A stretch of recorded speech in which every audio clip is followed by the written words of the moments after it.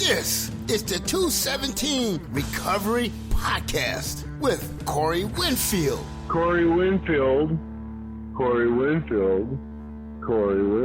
You have a rich person's name. Like, you should be a billionaire with the name Winfield.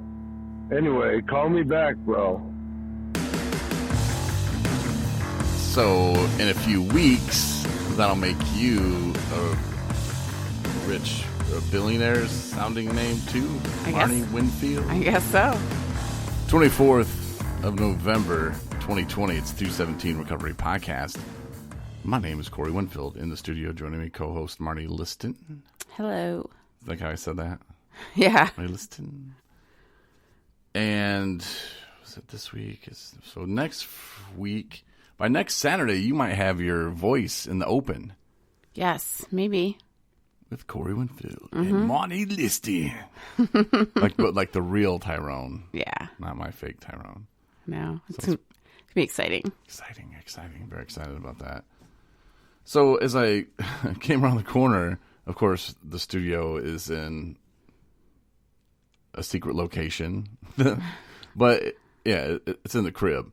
But the office area or whatever is in the back bedroom. So I turned the corner, and boom, there's Nico. Like, it was like a scene out of The Shining. Mm-hmm.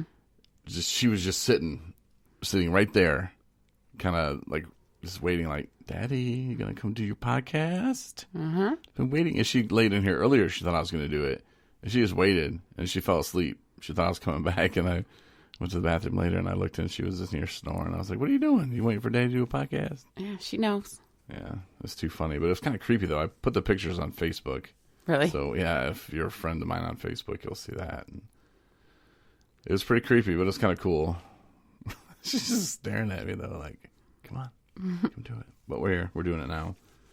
I had a big day today, a little bit. We both kind of did, in the sense that we met with our preacher. Pastor, yeah. Same. Is that the same thing or no? You know, I don't know the actual difference. I could never say pastor. It kind of sounds like I'm saying pasture. Oh, okay. Like, out to the pasture you go. Mm-hmm. So I just say preacher. It's a lot easier for me to avoid words that I'm not sure I can say. It makes me sound smarter. Okay. Everybody should do that, actually. But not telling you what to do. So we meet with the preacher guy, and it's going to go pretty smooth. You know, our wedding's very small. We seem like geniuses. You know, like everybody's going to copy the style now. They're like, how much? Wait, you spent what? Nothing? Oh, my God. I'm going to do that. That's amazing. But, okay, Nico, just walking all over the desk here. So he did say something, though, that kind of freaked you out a lot. Yeah? Mm-hmm. What was that? He said, well, normally when he meets with people, they have like a year or months before they actually get married. And he's like, you know, that's when I tell them, how about you cut out the Sexual relationship until you're married. Yeah. And for me, I think, it'd be hard, I guess. But I saw the look on your face. You were like, I can't do it. No, I mean, it's fine. It makes sense. You know, I get it. Well, you won't be getting it. Or will you? No, I mean, there's reason behind it. You know, he explained kind of like the idea behind, you know, why. And it's, you know, days being what they are, this is not, you know, most likely individuals who've been, you know, seeing each other have obviously had intimate relationships before, you know, with each other before they're married. But not all, you know, but, you know, his idea was that it's like kind of like reclaiming your innocence, I guess, for prior to somehow. I mean, I don't know. Yeah, sure. I'm not sure I can get that back ever, but I don't know. He was saying how it's like your wedding day is like, you know, giving yourself to another person kind of like, and uniting as one. And so to do that, you know, in body as well kind of deal. I mean, it sounds good. I don't know. Like, I don't know. I guess I'm indifferent on the whole thing, and I don't know. I don't think it's going to make or break anything. Right.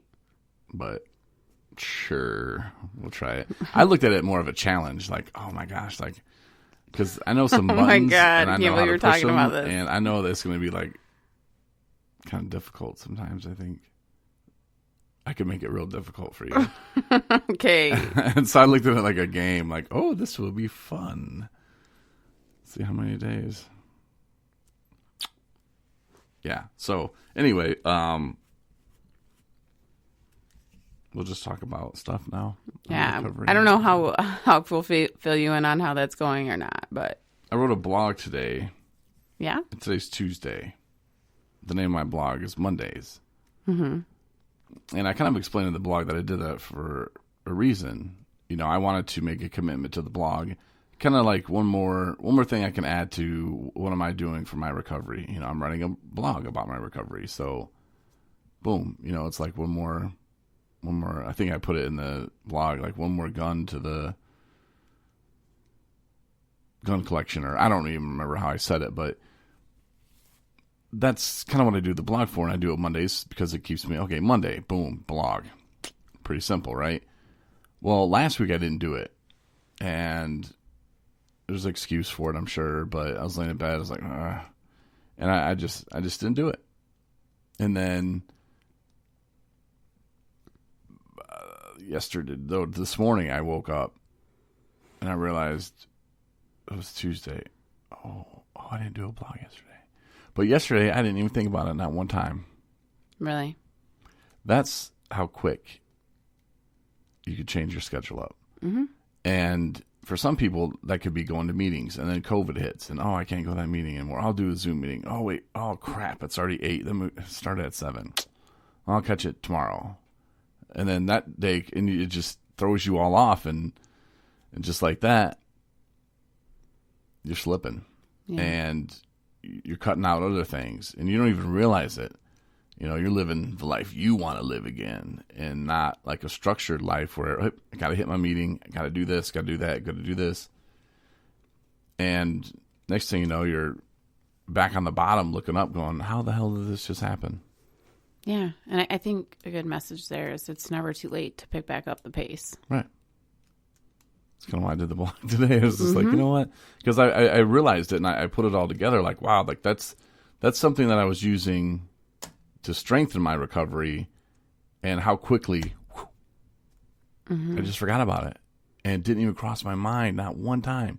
Or at least last week when I was supposed to do it, I thought about it. I was like, yeah, I'll do it. You know, whatever. I don't know. Yeah. That's how it works, though. And like they say, when people say, I'll do it later, it's like it's always later. Or tomorrow, I'll do it tomorrow.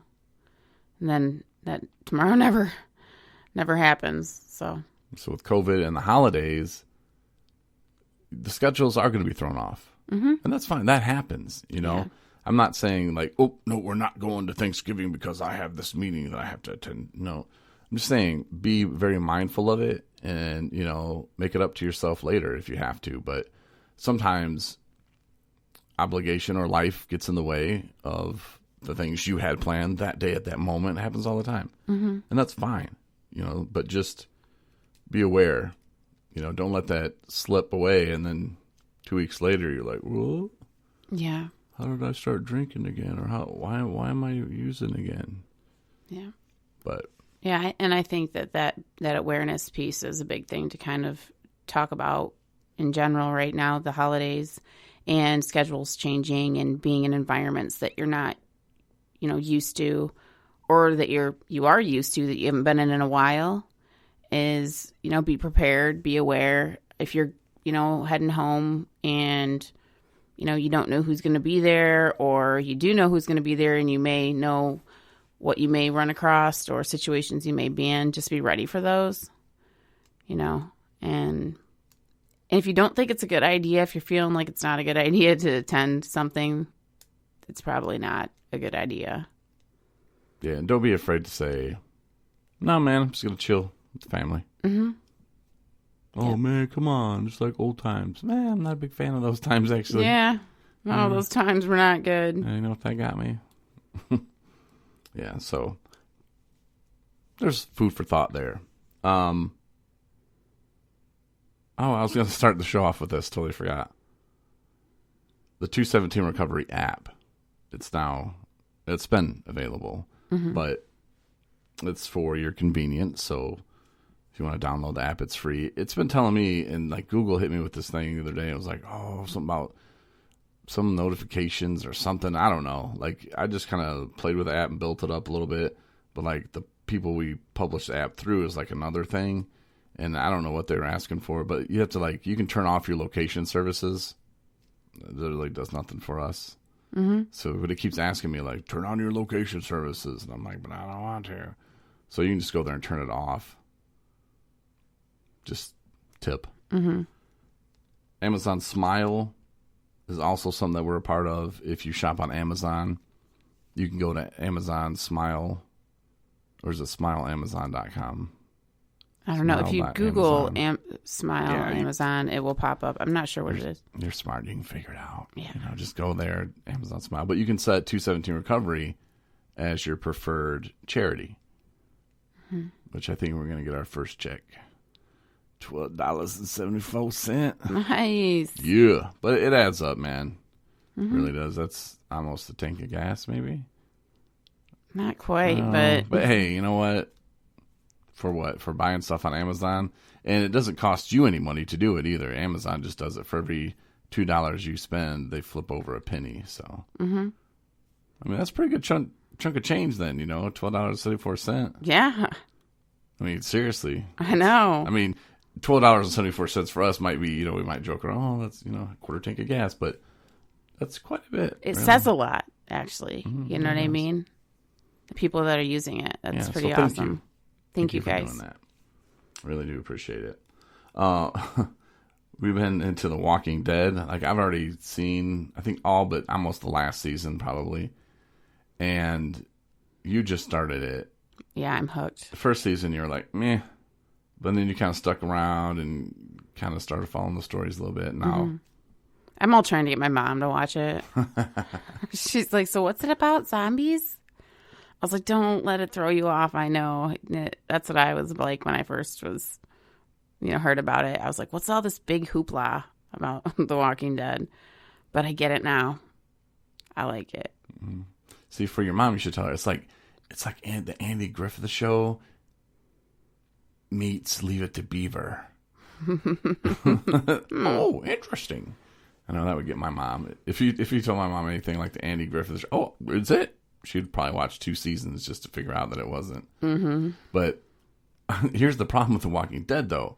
Now, with COVID, like when I go out and I'm wearing the mask and I see people, I'm just like, you don't deserve to live. You're being stupid. Because that's what they say in The Walking Dead. Like, some people don't deserve to be alive. This guy today is just, I had to let it go pretty quick, but I mean, it's just like my luck, though. I get there, and this lady jumps in front of me. This older lady, too. Some skills, jumping in front of me. And I'm like, all right, lady, go ahead. So I wait for her, and she takes her sweet time. And then I move over to do this other can return thing, and this dude is going to try to get behind me, and I got this cart, and it's very close to this woman anyway. And I was like, bro. I was like, what are you doing? He's like, I got to put these bottles in there. I was like, well, you can just wait a minute, man. I'm not going to hit this lady with my cart because you need to get in there and put some bottles in there. I was like, I patiently waited. You can wait too, And I just thought about The Walking Dead, and I was like, man, this guy doesn't deserve And I'm like, oh, my gosh. I was like, I got to tell Marnie about that. I'm not sure that show's so good. Good for me in the COVID times. Yeah. I don't think so, because I really was thinking that. I was like, man. I don't know. Maybe. I'm just thinking about it too much. I like the show, though. Yeah, the show was pretty good. So, how was your day? My day was good. My days lately have been very long. Work's been trying, but I've tried to remind myself that I need to make sure I take care of me